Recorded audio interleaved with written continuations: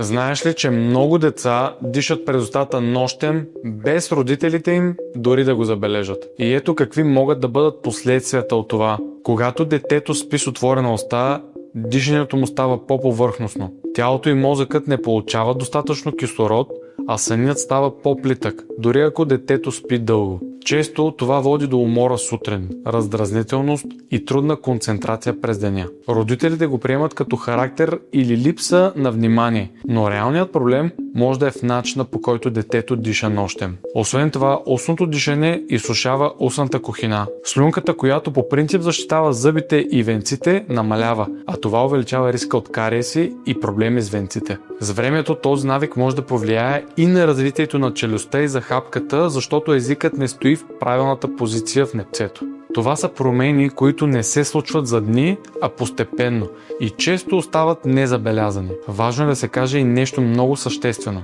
Колкото по-рано родителят обърне внимание на начина, по който детето диша нощем, толкова по-лесно се коригира този навик. Ако забелязвате, че детето ви спи с отворена уста, хърка или се буди уморено, обърнете внимание на носното му дишане. Лепенките за нос на носове са един лесен начин да подпомогнат носовото дишане, като държат носните проходи отворени през нощта, без лекарства и без агресивни методи. Може да ги разгледате и да видите дали са подходящи за вашето дете.